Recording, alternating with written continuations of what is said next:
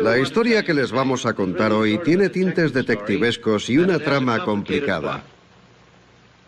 El asesino es la enfermedad cardiovascular, también llamada insuficiencia cardíaca. Las víctimas potenciales somos usted y yo.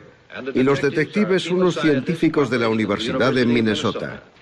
Todos sabemos que el principal asesino de los estadounidenses es la enfermedad cardiovascular, que provoca daños en el corazón y en los vasos sanguíneos. De cada 10 hombres, 5 la padecerán.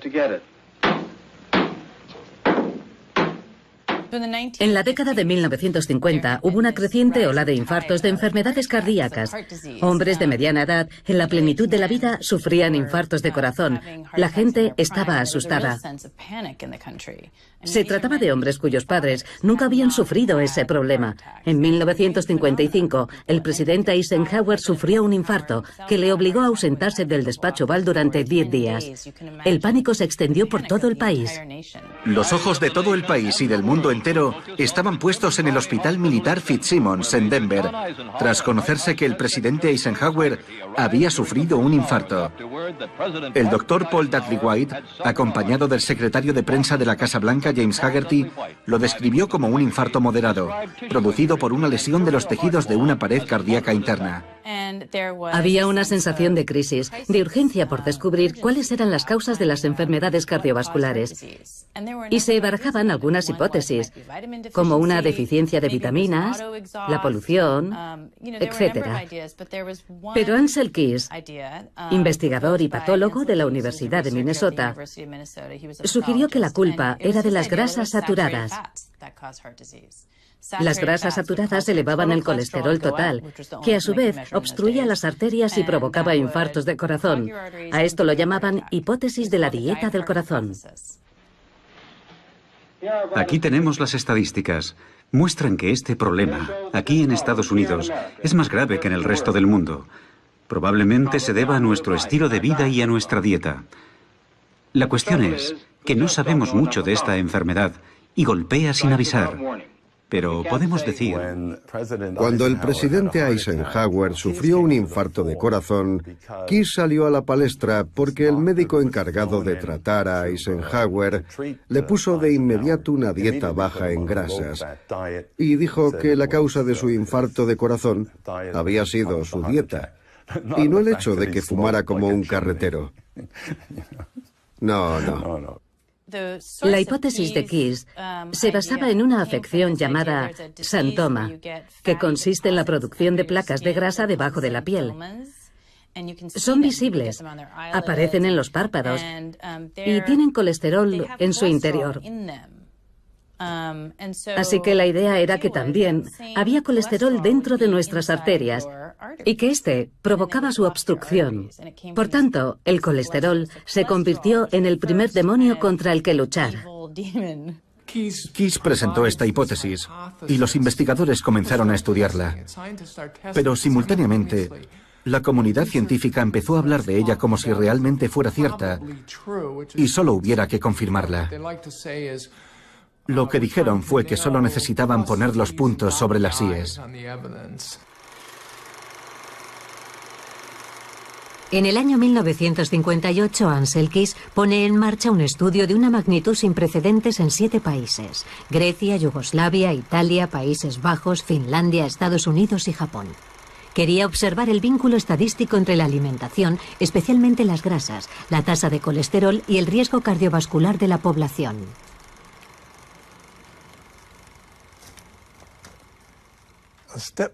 Aquí estábamos en un pueblo del centro de Serbia, donde los hombres nunca habían montado en bicicleta, así que tuvimos que utilizar unos escalones para hacer la prueba de fuerza.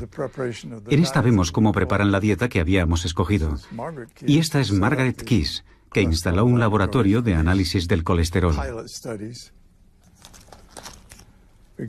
Examinamos a unos 14.000 hombres en 14 regiones de 7 países. Hubo gente que nos llamó de Finlandia para decirnos que tenían la tasa más alta de infartos de corazón del mundo. Y también nos llamaron de Japón. Así fue como se escogió la lista de países.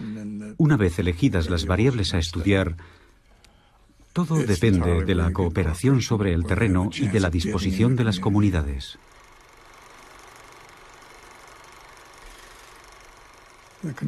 La conclusión del estudio en estos 7 países fue que existían diferencias muy importantes en la tasa de infartos de corazón en distintas culturas. Entre 5 y 10 veces más. Encontramos diferencias la primera vez que los examinamos y estuvimos más seguros de ello 5 años después y mucho más 10 años después. Había diferencias muy notables en la distribución del colesterol. La distribución de colesterol en Japón iría así y en Finlandia así. Se produce una ligera superposición. Es decir, que los colesteroles más altos de Japón apenas coinciden con los colesteroles más bajos de Finlandia. Es así de elocuente. Ansel Keys hizo una mala ciencia porque construyó los hechos que validarían su hipótesis. De manera que él publica una curva. Esto es un gráfico. Aquí están las personas que mueren y aquí tenemos el consumo de grasa de la población. Aquí está Japón, Italia, Inglaterra, Australia, Canadá y Estados Unidos. Y al observar el gráfico diremos que efectivamente cuanta más grasa se come, más infartos hay. Es sencillo. Pero hizo algo que no es correcto porque seleccionó los datos que validaban su punto de vista.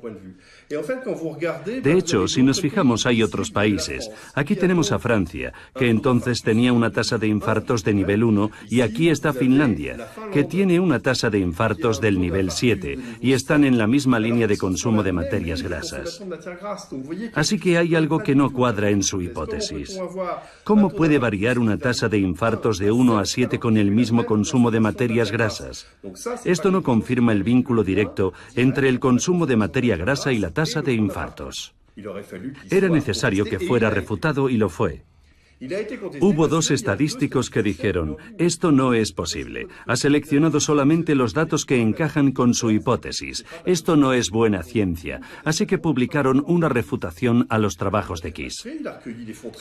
Él se lo tomó muy mal, reunió fondos y se embarcó en un nuevo estudio. En esta ocasión hizo ensayos de colesterol y publicó el estudio realizado en 7 países. Y esta vez sí encontró una correlación, un vínculo estadístico entre la tasa media de colesterol y la tasa de infartos en las diferentes poblaciones. Y de nuevo traza una línea recta entre los puntos que encajan bien con su teoría.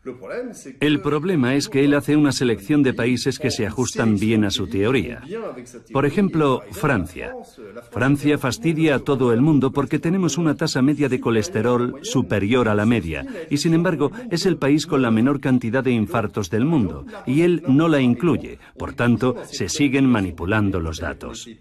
No intenta validar una hipótesis, intenta demostrar que esa hipótesis es buena manipulando la realidad. Y eso no está bien, ya que embarcará a los países occidentales en una guerra contra el colesterol, que no se fundamenta sobre una base sólida. Está dentro de la naturaleza humana ver lo que uno quiere ver y no querer ver todos los argumentos que hay en contra.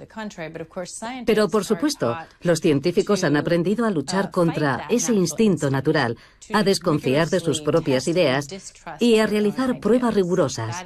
En eso consiste el entrenamiento científico. Y si sucede de forma reiterada, es que ese no es el caso. Ansel Keys es el ejemplo más increíble de esto. Él dice, yo tengo razón, mientras usted no demuestre lo contrario. Hace 22 años, en nuestro país llevamos a cabo un programa que se marcó como objetivo descubrir cómo se desarrollaba y cuáles eran las causas de la enfermedad cardiovascular. Más de 5.000 personas fueron examinadas regularmente y ahora se está analizando a una segunda generación.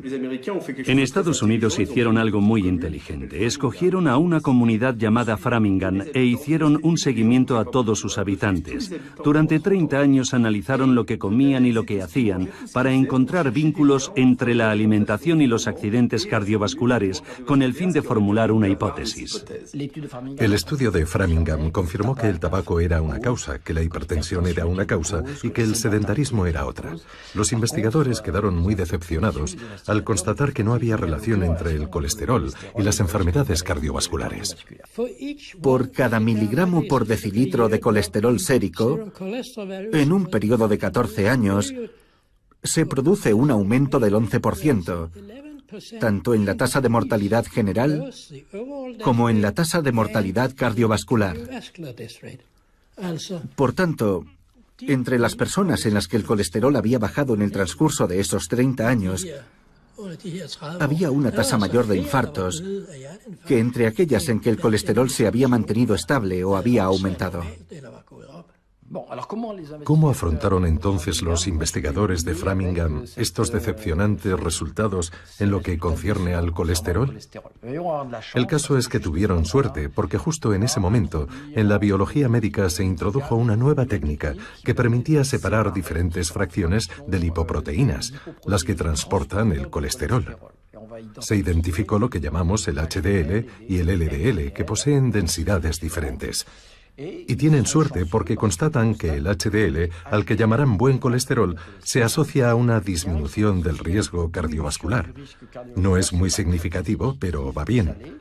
Y por otro lado, la otra fracción del colesterol, el LDL, es una lipoproteína, no es solo colesterol. Lo denominarían colesterol malo.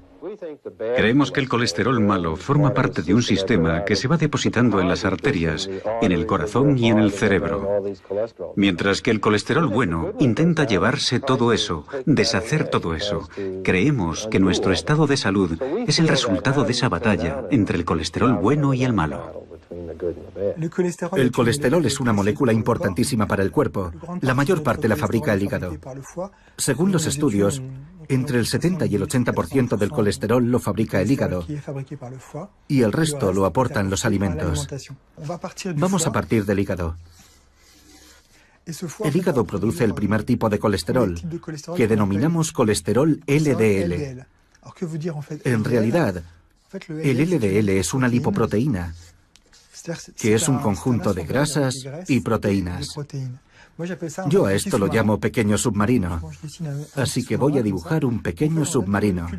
Así. Tenemos moléculas de colesterol en el exterior y también en el interior, que llamamos el cargamento. Y en el interior vamos a encontrar vitaminas y grasas. Las grasas forman los triglicéridos. Y luego tenemos las vitaminas, que son A, D, E, K, también con colesterol. Este pequeño submarino va a desplazarse a los órganos y se pegará a una célula.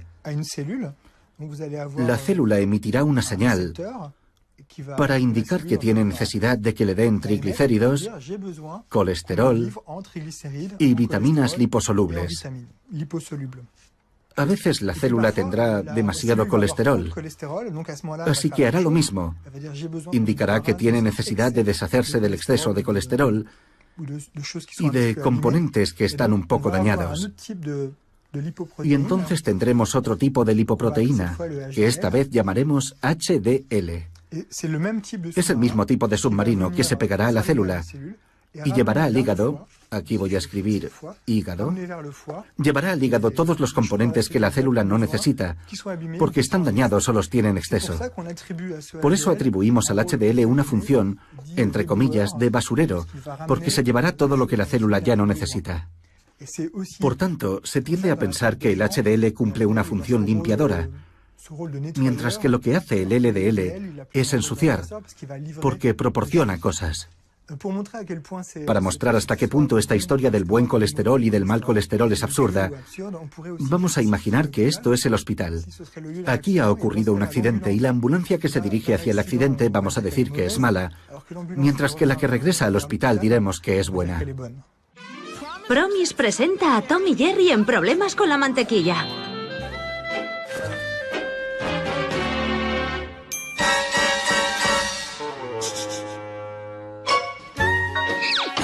Battery Light Promise contiene un 85% menos de grasa saturada y cero colesterol.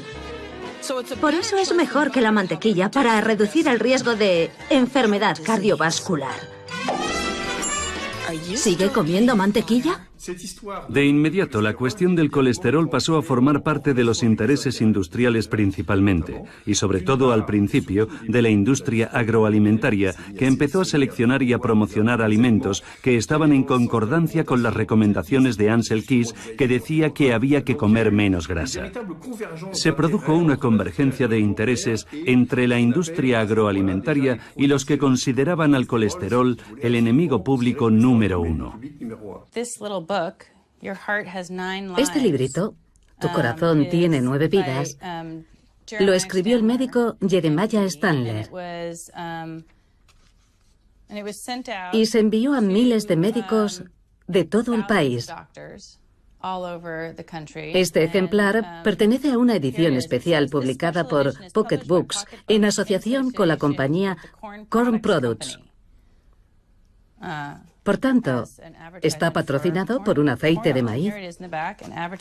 Al final del libro hay un anuncio de margarina y de aceite mazola. El resto está dedicado a la ciencia y al infarto de corazón. La enfermedad cardiovascular es el asesino número 1. 60 millones de estadounidenses tienen niveles altos de colesterol.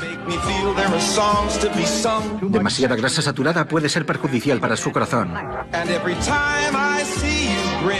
Perjudicial para su corazón. En 1948, la compañía Procter & Gamble, fabricante del aceite Crisco, un aceite vegetal, designó a la Asociación Estadounidense del Corazón beneficiaria de un concurso de radio llamado Los Caminantes. Y de la noche a la mañana, y esto figura en la historia oficial de la Asociación Estadounidense del Corazón, recibieron millones de dólares.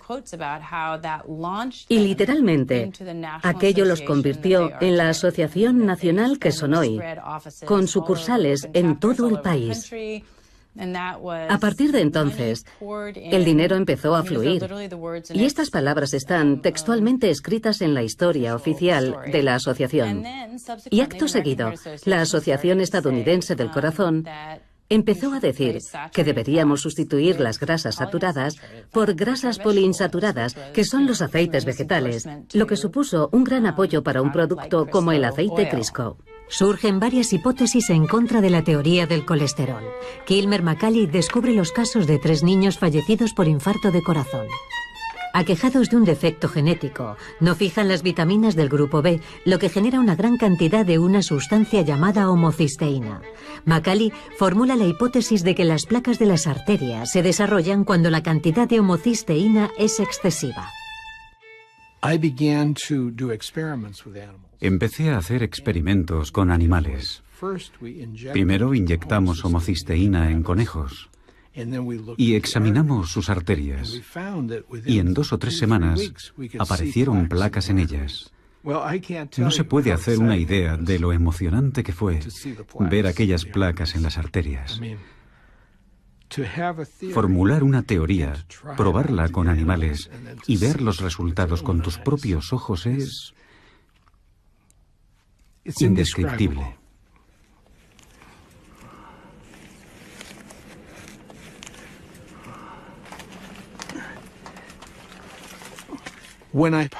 Cuando en 1969 publiqué mi primer artículo sobre estos niños y su enfermedad, para mi sorpresa, recibí más de 400 peticiones para reproducir mi artículo. Fui muy prudente. En mi artículo sostenía que los cambios provocados por la homocisteína intervenían en primer lugar y el colesterol era secundario.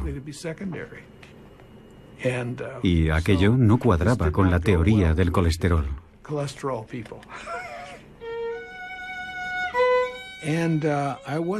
Yo no estaba preparado para lo que sucedió después. Lo primero que pasó fue que me trasladaron al sótano, con las arañas y las cucarachas, al sótano de un edificio construido en 1811. Así que allí estaba, en un incómodo laboratorio sin ventanas a la calle. Mis colegas vieron las pésimas condiciones y se marcharon.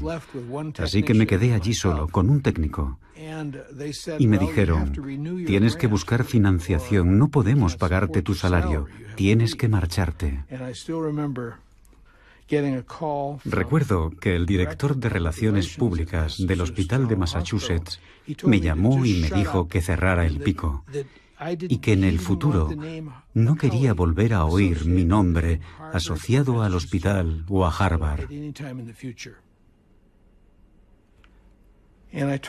Entonces le dije a mi mujer que si algo fallaba en mi teoría, si era absurda y no tenía ninguna consistencia, nadie le habría prestado atención.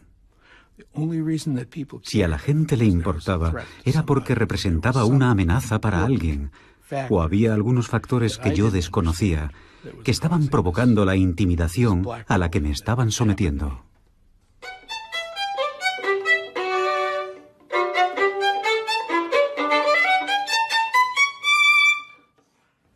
Esta noche en nuestra sección 3 hablamos de los infartos de corazón y sus causas.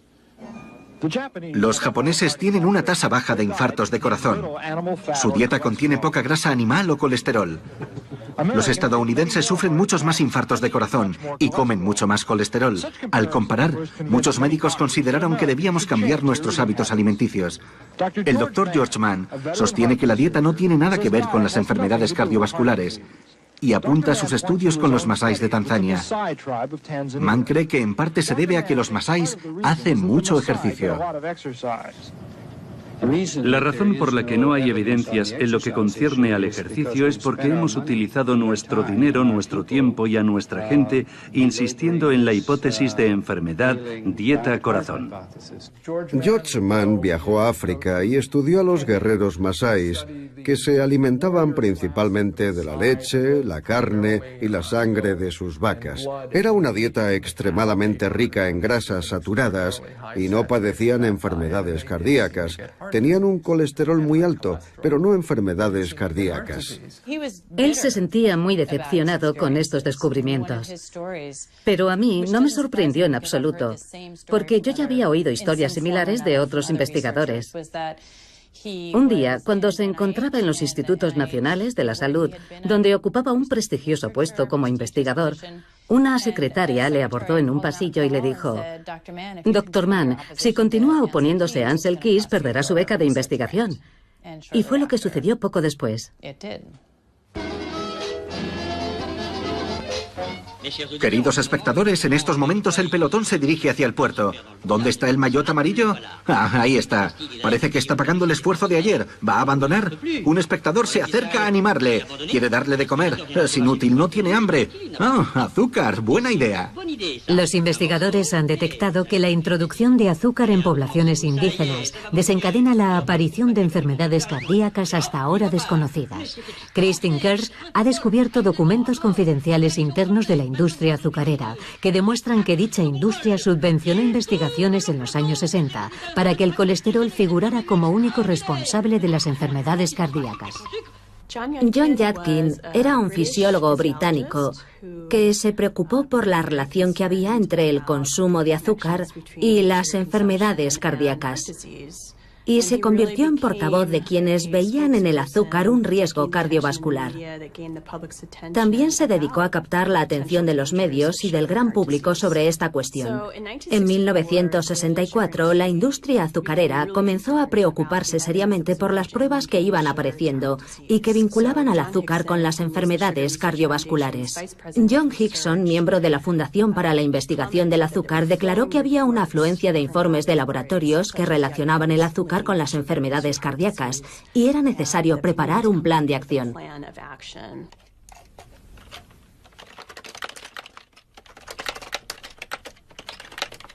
En 1965, una serie de artículos que se publicaron en los Anales de Medicina Interna fueron recogidos por el New York Herald Tribune, importante competidor del New York Times en la época. Yadkin consiguió un artículo a toda página en la edición dominical, en el que cuestionaba si se podía vincular la grasa a las enfermedades cardíacas en vez de al azúcar.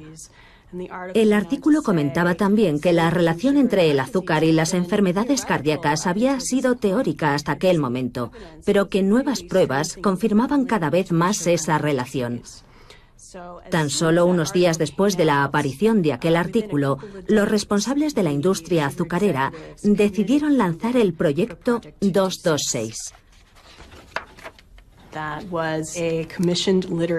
Se trataba de encomendar a investigadores de Harvard una revisión de la literatura científica sobre la materia y de publicar una crítica negativa de todos los artículos que vinculaban el azúcar a las enfermedades cardíacas, de manera que los políticos concedieran menos importancia a los estudios científicos que vinculaban el azúcar con esta enfermedad. Aquí tenemos la correspondencia sobre los borradores del estudio.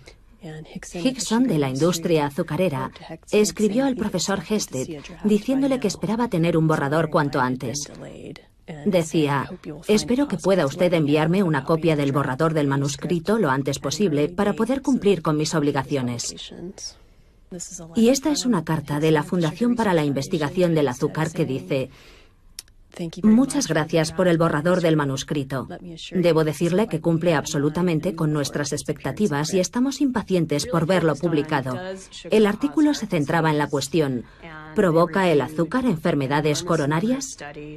En él revisaban una cantidad enorme de estudios y uno a uno iban desacreditándolos señalando algún tipo de defecto. El artículo publicado no mencionaba ningún tipo de financiación de la industria azucarera. Así que tenemos investigadores de Harvard y la prestigiosa revista New England Journal of Medicine. La industria azucarera no podía haber encontrado una vía más creíble para transmitir su mensaje. En el año 1977, para demostrar la incidencia del colesterol en las enfermedades cardiovasculares, el Instituto Estadounidense de la Salud puso en marcha el RSC, un ensayo clínico en el que participaron 3.800 hombres con una tasa de colesterol muy elevada. Un grupo fue sometido a una dieta baja en colesterol y se les administró colestiramina, que reducía la tasa de colesterol en sangre.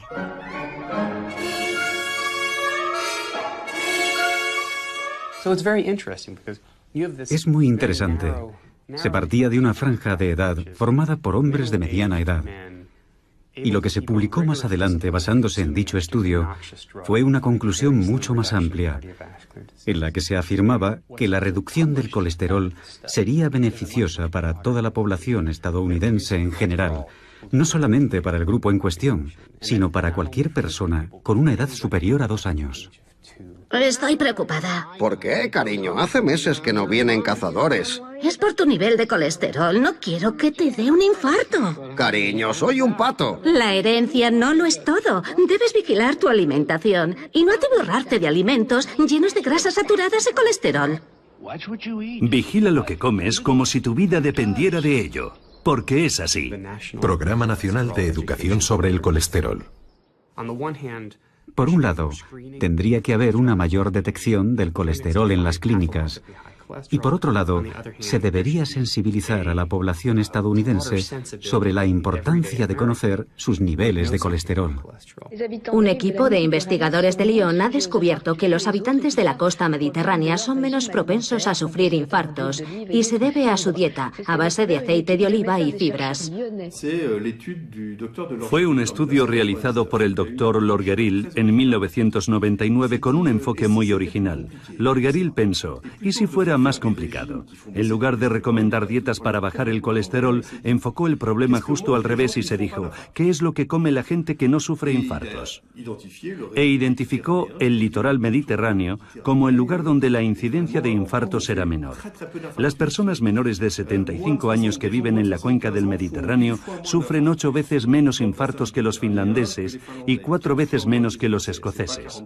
No es un 40% menos, sino 4 veces menos y 8 veces menos. Y al estudiar este fenómeno, descubrió que no se trataba de una dieta contra el colesterol, sino de otra forma de dieta. El aceite de oliva, prohibido en las dietas contra el colesterol, se utiliza mucho en los países mediterráneos, igual que el queso, normalmente prohibido porque contiene grasa animal, e incluso la charcutería. En España, Italia y el sur de Francia se consumen embutidos y a pesar de eso sufren menos infartos. Así que se dijo, en lugar de hacer dietas para reducir el colesterol, le diremos a un grupo de gente que siga una dieta tradicional y a otro grupo que haga una dieta mediterránea. Formó 2 grupos aleatorios y el resultado fue extraordinario.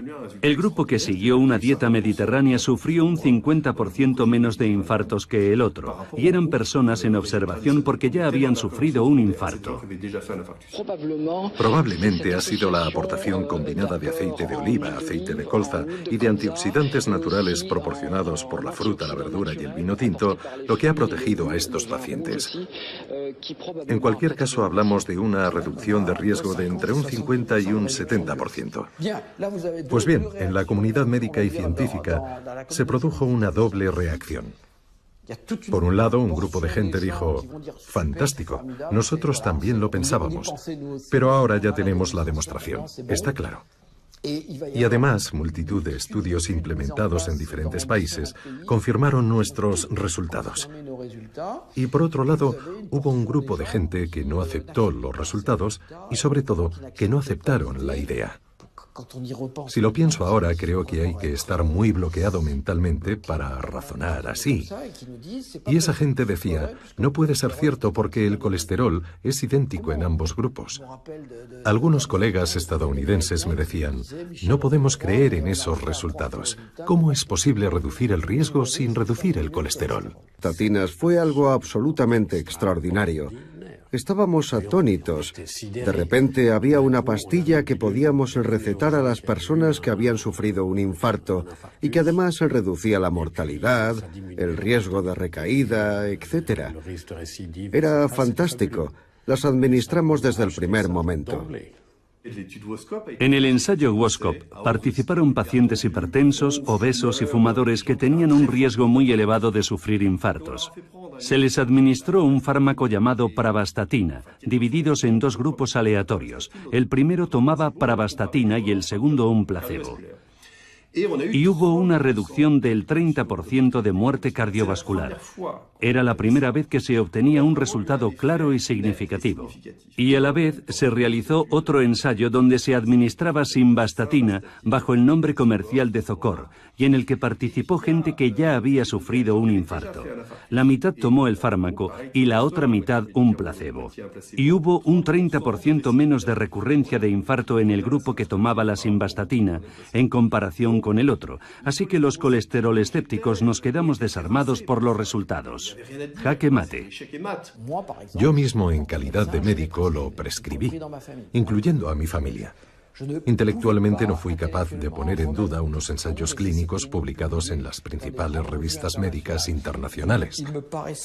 Me parecía inconcebible que los investigadores pudieran hacer trampas o equivocarse hasta el punto de engañar a toda la comunidad médica.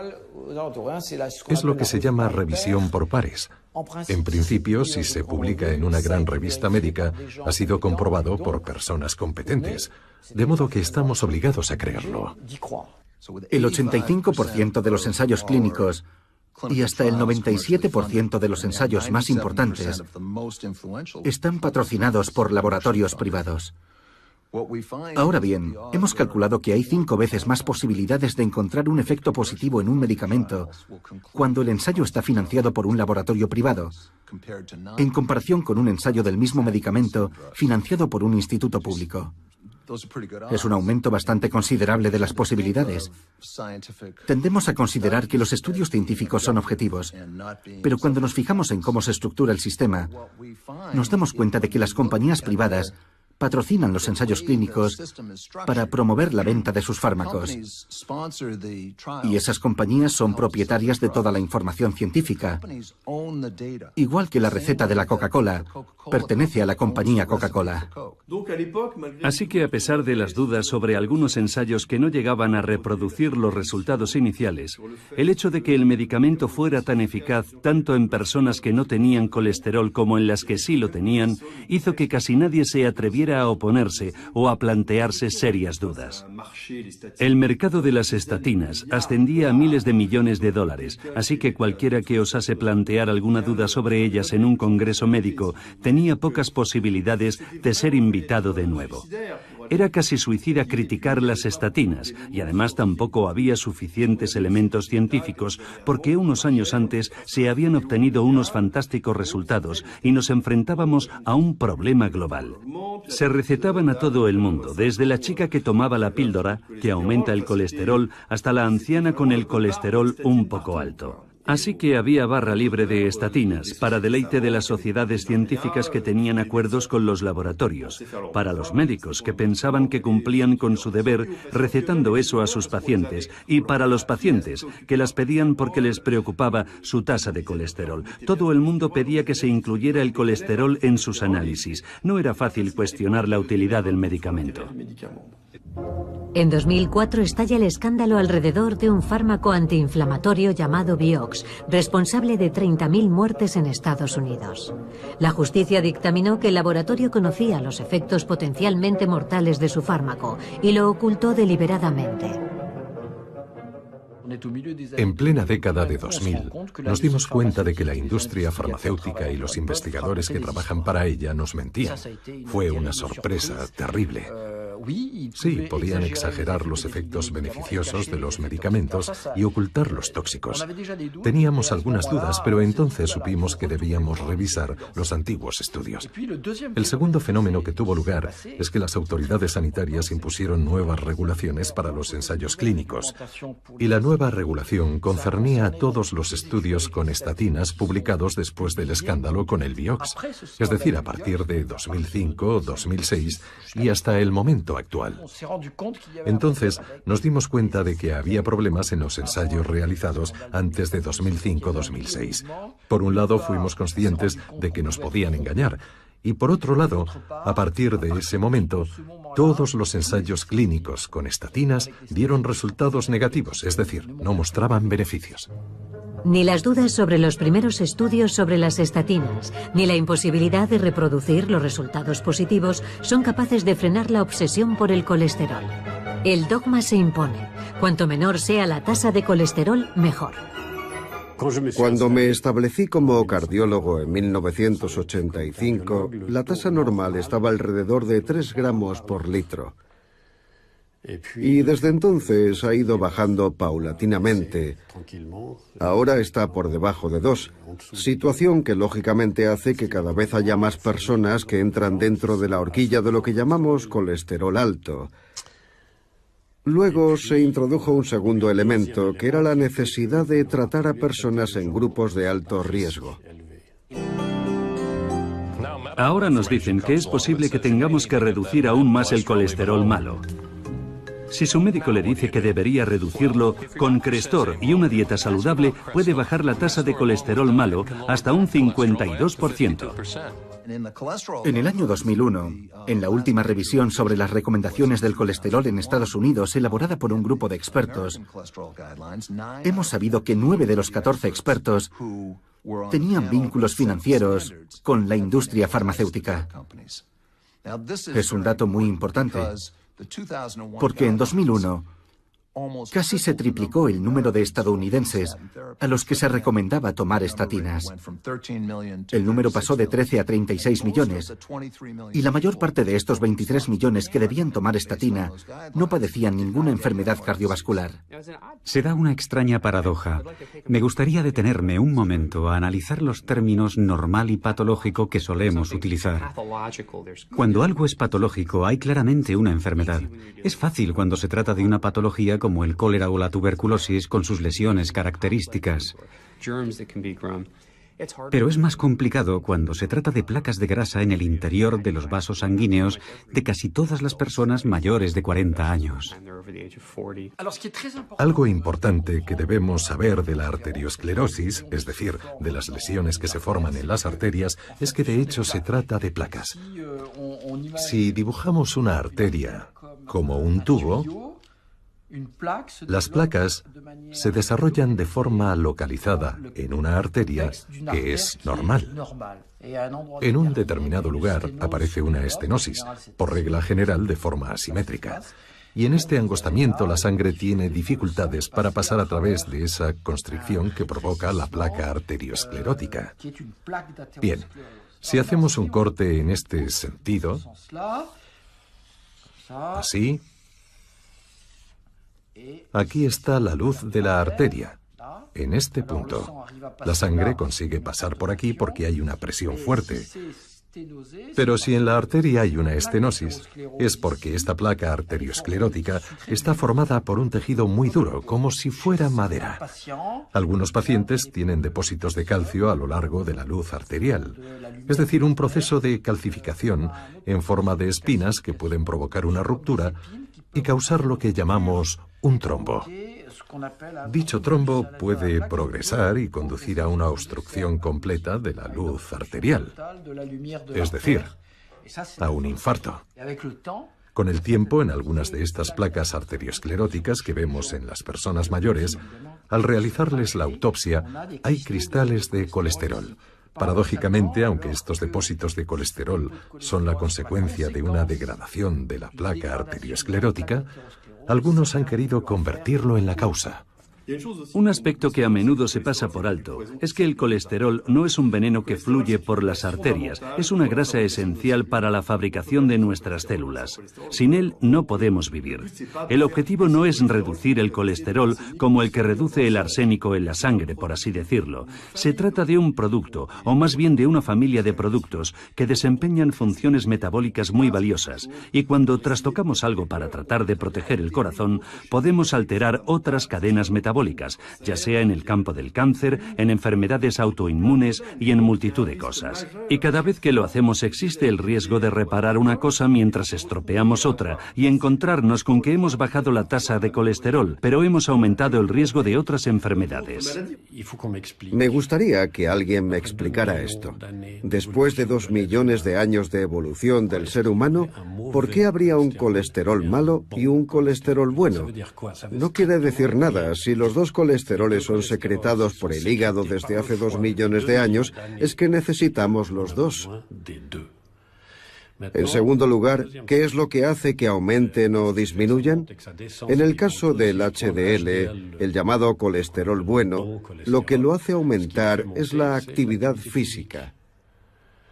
Y está claro que la actividad física durante los últimos 10.000 años era muy alta en todos los hombres y tenían un HDL más bien elevado.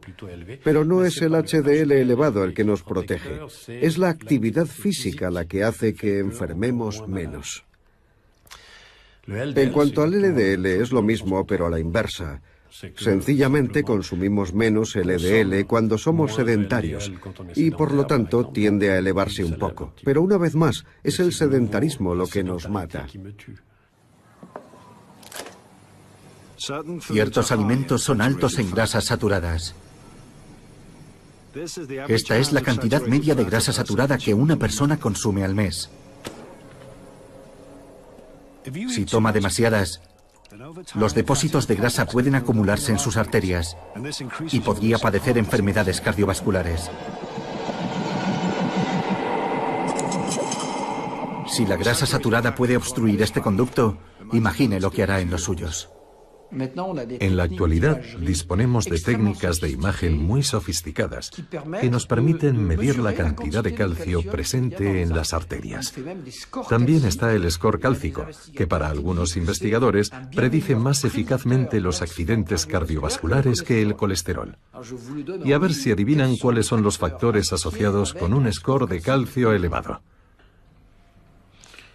En primer lugar, la diabetes. En segundo lugar, la insuficiencia renal o la tendencia a la insuficiencia renal. En tercer lugar, tener un colesterol bajo de forma espontánea. Y en cuarto lugar, tomar estatinas. Así que tenemos ante nuestros ojos, si se me permite decirlo, un hecho terrible para los defensores de las estatinas. ¿Cómo se puede decir que las estatinas reducen el riesgo cardiovascular? Algo que yo cuestiono, y al mismo tiempo aceptar la idea de que las estatinas aumentan el score cálcico, considerado por algunos como lo que mejor predice el riesgo cardiovascular. Ambas cosas son incompatibles. Si usted ha sufrido o sufre de colesterol alto y su médico le recetó o le ha recetado Crestor, es muy probable que usted tenga varios efectos secundarios, como por ejemplo diabetes tipo 2. Si usted o un pariente ha consumido Crestor y ahora tiene diabetes, llame ya y pida una cita con el abogado Nick Pacheco. Tras años de prescripción masiva de estatinas, miles de pacientes sufren efectos secundarios graves. En Estados Unidos, algunos bufetes de abogados anuncian sus servicios en televisión para defenderlos. Los efectos secundarios aparecen tarde, no de inmediato. El organismo trata de combatir la disminución de la tasa de colesterol, tratando de producir más colesterol. Y ese proceso puede durar hasta 6 meses antes de la aparición de efectos indeseables. La mayoría de la gente no comprende que la ingestión de estatinas es la causa. Los síntomas son similares a los que presentan las personas mayores. De modo que cuando un hombre acude al médico y le dice que hay algo en sus músculos que no va bien y que tiene síntomas de debilidad, el médico le pregunta, ¿qué edad tiene? Tengo 78 años. Bueno, eso es lo que ocurre cuando se envejece. La vista empeora, los músculos se debilitan y perdemos memoria. Y olvidan que el origen puede estar en los medicamentos. Las estatinas, los medicamentos contra el colesterol, por lo general atraviesan la barrera hematoencefálica, es decir, entran en el cerebro y alteran la síntesis de colesterol en el cerebro. Es un efecto secundario adverso terrible que hasta hace poco había sido ignorado. Y solo gracias a la presión de algunos médicos y toxicólogos, las autoridades sanitarias han admitido que efectivamente las estatinas provocan problemas de memoria y trastornos del sueño. Es decir, un claro efecto neurotóxico. Y aún hoy, por desgracia, sigue estando subestimado, a pesar de que se trata de un factor tóxico muy importante. Publicamos un estudio sobre los efectos cognitivos adversos de las estatinas en 171 personas. Algunos de estos casos son muy preocupantes, como el caso de un profesor jubilado que enseñaba en varios departamentos, con un coeficiente intelectual superior a 180, al que 2 instituciones académicas detectaron la forma más progresiva de la enfermedad de Alzheimer, hasta el punto de que acudió a una reunión de los 50 años de su promoción con una pancarta colgada que decía: «Mi nombre es fulano de tal y tengo Alzheimer», para que la gente entendiera por qué repetía constantemente la misma frase y por qué no reconocía a sus amigos desde hacía décadas. Era incapaz de leer de corrido porque no recordaba nada. Entonces su esposa decidió suspenderle el tratamiento con simvastatina. Luego pasó una batería de pruebas para participar en el ensayo clínico de un medicamento experimental contra el Alzheimer. Y allí le dijeron que no padecía Alzheimer, ni siquiera demencia senil. Según cuentan, necesitó 2 años para recuperarse. Ahora ya lee el periódico. Los grandes expertos, y en particular un grupo de investigadores ingleses que realizan estudios sobre el colesterol, esos grandes expertos que nos contaron durante mucho tiempo, no, hombre, no hay efectos secundarios. Ahora uno de ellos ha admitido que sí, que probablemente había un aumento en la tasa de diabetes. Y ahora, poco a poco, se están poniendo de manifiesto nuevos efectos secundarios. ¿Por qué? 1, porque antes no se tenían en cuenta. Y 2, porque la gente lleva ya 10 o 15 años tomando el medicamento y los efectos están ahí.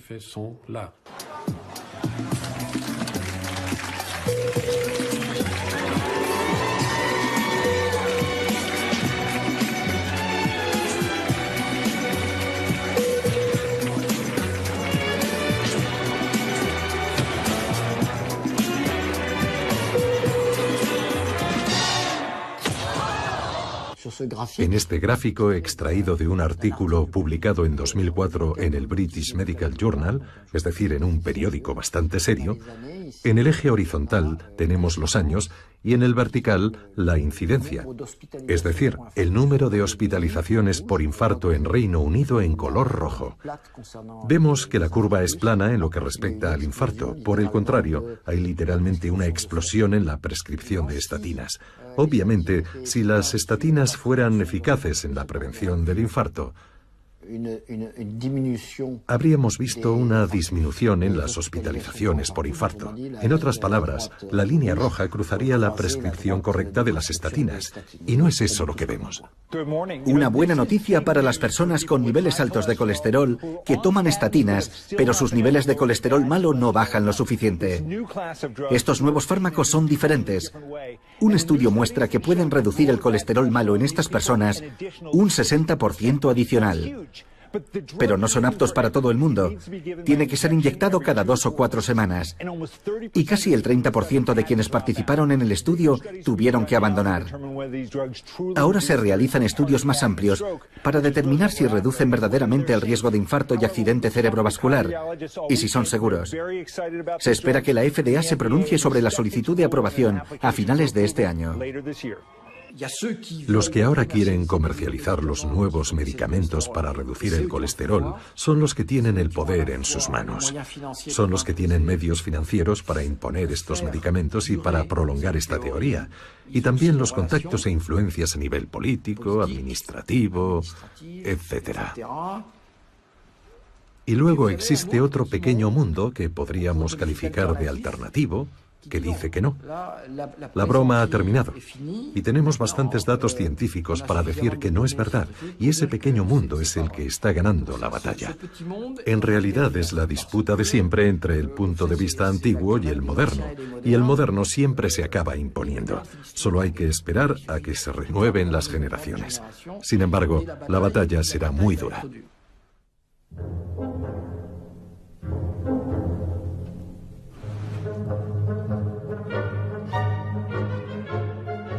¿Conoce su tasa?